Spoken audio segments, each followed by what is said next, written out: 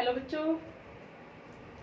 तो कल हमने किया था extraction of iron from the hematite. तो अभी जो नेक्स्ट है कॉपर जो एलिमेंट है उसके एक्सट्रैक्शन के लिए हम कर रहे हैं पूरा प्रोसेस जो है। तो कॉपर का जो एक्सट्रैक्शन है वो हम किस में से करते हैं? कॉपर पाइराइट में से। तो कॉपर पाइराइट मीन्स उसका फॉर्मूला क्या होता है? CuFeS2। तो कॉपर पाइराइट में से हम कॉपर को एक्सट्रैक्ट कैसे करेंगे, ठीक है, ये हमें करना है आज। तो वही है हमारे पास, ये मेटलर्जी के 4 स्टेप्स आपको फॉलो करने हैं। तो 1 बाय 1 उनको दिखाते हैं अभी। तो देखो, तो पहला स्टेप क्या है हमारे पास? वही क्रैशिंग या फिर ग्राइंडिंग, ठीक है। एंड सेकंड स्टेप क्या होता है हमारे पास? कंसंट्रेशन ऑफ ओर।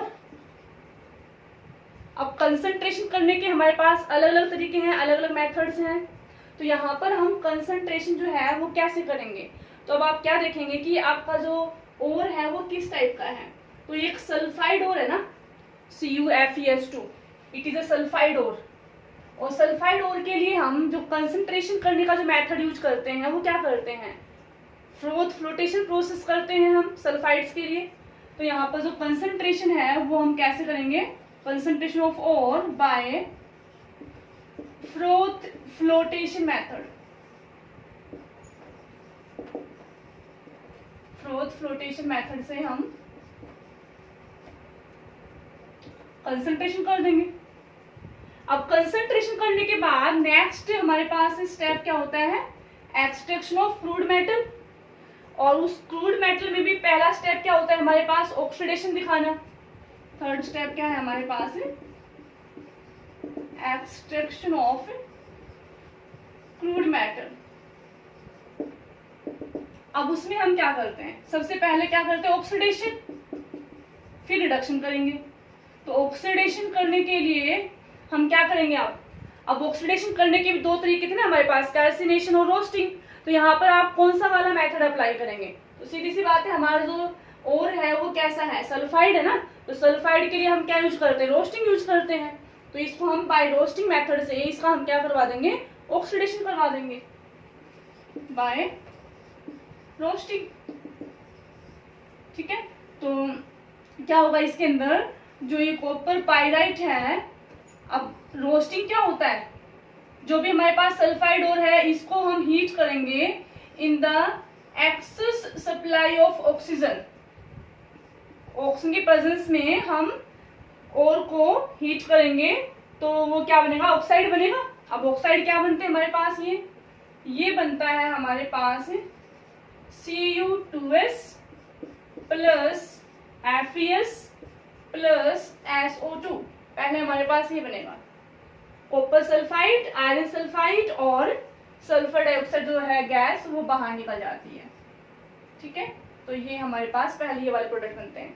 उसके बाद इनका फर्दर रिडक्शन होता है, कॉपर सल्फाइड और आयरन सल्फाइड का फर्दर हम क्या दिखाएंगे? सॉरी, रिडक्शन नहीं, ऑक्सीडेशन। सॉरी, हम क्या दिखाएंगे यहाँ पर? ऑक्सीडेशन। तो ऑक्सीडेशन जो है इन दोनों में से ऑक्सीडेशन जो है वो पहले किसका होता है? आयरन सल्फाइड का होता है पहले ऑक्सीडेशन। क्योंकि जो आयरन है उसका ऑक्सीडेशन पोटेंशियल ज्यादा होता है कॉपर की बजाय, इसलिए ये अपने आप को इजिली से ऑक्सीडाइज कर देगा। कॉपर के कंपैरिजन में ये अपने आप को पहले ऑक्सीडाइज करेगा। तो पहले किसका ऑक्सीडेशन होता है? Fe का। ऑक्सीजन की प्रेजेंस में इसको हम फिर से हीटिंग दिखा देंगे तो ये बन जाता है फिर FeO प्लस SO2 निकल जाएगी। फिर जो कॉपर सल्फाइड है इसका ऑक्सीडेशन दिखाएंगे, then it form copper oxide Cu2O plus ये बन जाता है SO2, ठीक। लेकिन यहाँ पर जो कॉपर ऑक्साइड है ये आयरन सल्फाइड की प्रेजेंस में फर्दर से अपना रिडक्शन शो कर जाता है यहाँ पर। और ये जो कॉपर ऑक्साइड है ये Fe की प्रेजेंस में अपना फर्दर से क्या दिखा देता है? रिडक्शन शो कर जाता है और ये बन जाता है फिर सल्फाइड की फॉर्म में वापस कन्वर्ट जाता है ये। प्लस FeO, ये निकल जाता है हमारे पास। ठीक है, तो ये जब ये ऑक्सीडेशन होता है, रोस्टिंग जब होता है, तो जो रोस्टिंग जो मिक्सचर हमारे पास रोस्टिंग के बाद जो हमारे पास मिक्सचर बनता है, जो बचता है हमारे पास after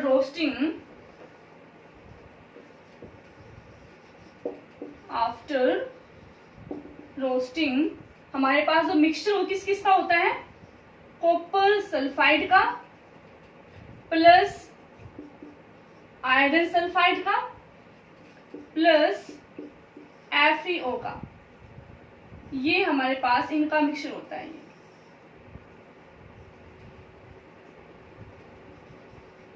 this mixture is obtained after roasting. हमारे पास ये मिक्सचर बचता है, copper sulphide, iron sulphide and iron oxide, ये बचता है।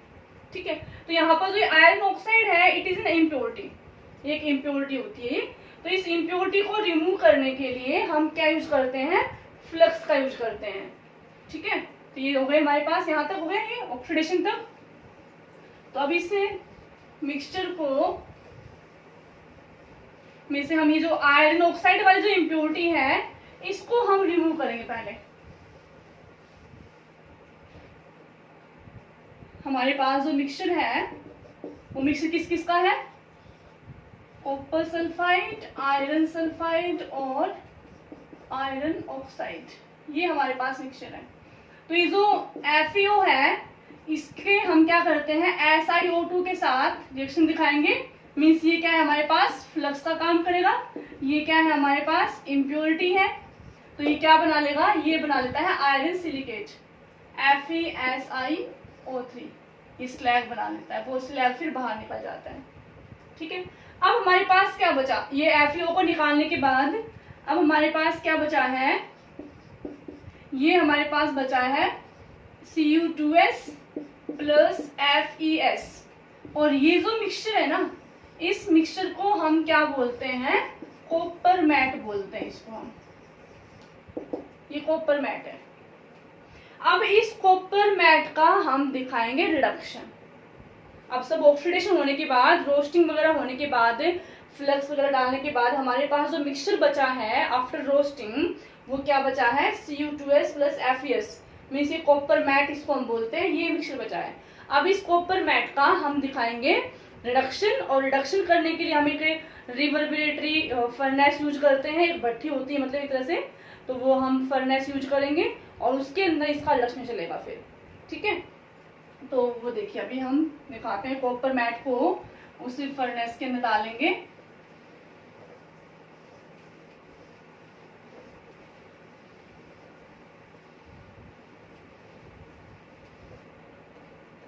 तो वो एक जो फर्नेस होती है, वो एक पियर शेप की फर्नेस होती है, ये पियर शेप की फर्नेस होती है। मीन्स हम यहाँ पे क्या बोलते हैं, बेसरमराइजेशन, बेसरमराइजेशन ऑफ कॉपर मैट, ये हम दिखाएंगे। अब एक पियर शेप की फर्नेस होती है, ये यहाँ पर इसके लिए एक स्टैंड होता है, इसको हैंग करने के लिए इसकी हेल्प से इसको ऐसे बांध देते हैं।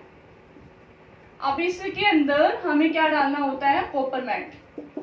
इसमें हमने कॉपर मैट डाल दिया प्लस FeS का, यहाँ से एक साइड से स्लैग निकल जाएगा और ये आउटलेट बना दी हमने, एक से स्लैग निकलेगा और एक से निकलेगा मोल्टन कॉपर, ये दो ओपनिंग होती है ये। ठीक है, तो जब इसमें हम हीटिंग, इसमें जो क्या करते हैं, अंदर से सिलिका की कोटिंग करते हैं,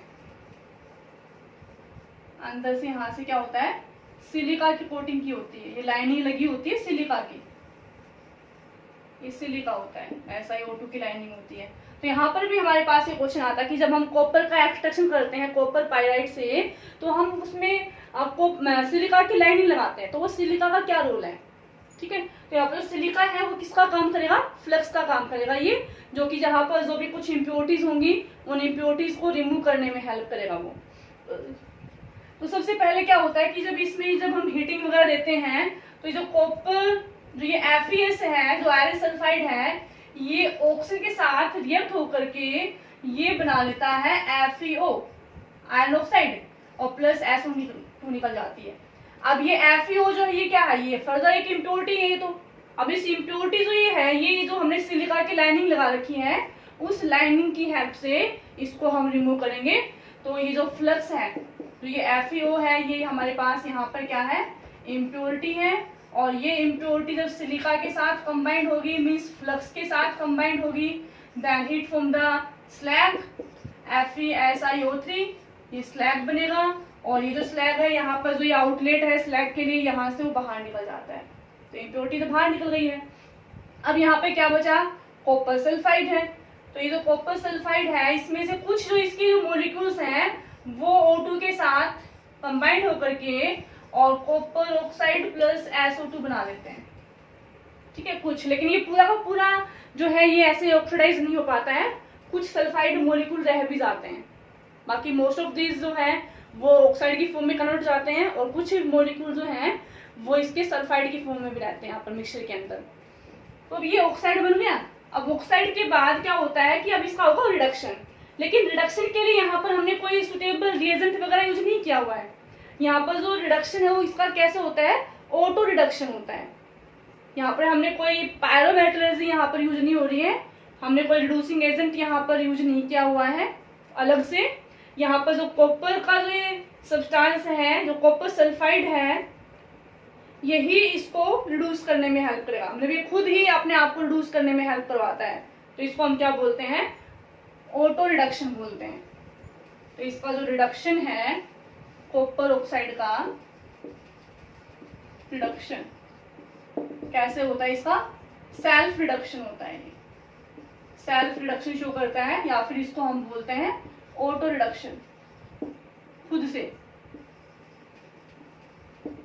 ऑटो रिडक्शन शो करेगा ये। तो जो कॉपर ऑक्साइड है, ये कॉपर सल्फाइड के साथ कंबाइंड होकर के ये बनाता है Cu प्लस SO2। तो यहाँ पर ये बन गया हमारे पास कॉपर, मोल्टन कॉपर, ये मोल्टन कॉपर बन जाता है। और जो दूसरा वाला आउटलेट था फर्नेस के अंदर, वहां से इसको हम ऑपरेट कर लेते हैं। तो ये जो मोल्टन कॉपर है, ये इसको हम यहाँ पर बोलते हैं blister copper. It is called as the blister copper बोलते हैं इसको। ठीक है, और ये जो ब्लिस्टर कॉपर है, इट हैव द 1% इम्प्योरिटी, इसके अंदर 1% इम्प्योरिटी होती है, और इस इम्प्योरिटी की वजह से ही ये थोड़ा सा ब्राइट होता है, और ब्राइट होने की वजह से इसको हम क्या बोलते हैं, ये ब्लिस्टर कॉपर बोलते हैं इसको। ठीक है, तो यहाँ से हमने फर्नेस की हेल्प से इसका हमने क्या दिखा दिया, रिडक्शन दिखा दिया है, क्रूड मेटल हमने ऑपरेट कर लिया है। अब मेटलर्जी का जो फोर्थ स्टेप है, वो फोर्थ स्टेप क्या होता है, रिफाइनिंग। फोर्थ स्टेप क्या है, रिफाइनिंग। अब इसकी हम रिफाइनिंग कर देंगे। कॉपर की रिफाइनिंग कैसे कर सकते हैं हम, कैसे कर सकते हैं, इलेक्ट्रोलाइसिस से। तो कैसे कर देंगे इलेक्ट्रोलाइसिस से, बाय इलेक्ट्रोलाइसिस। इलेक्ट्रोलाइसिस करवा करके इसकी रिफाइनिंग कर देते हैं। तो ये है कॉपर का extraction from the copper pyrite. ठीक है, तो इसको आप रिवाइज करना, अच्छे से पढ़ना इसको। Okay, bye, take care.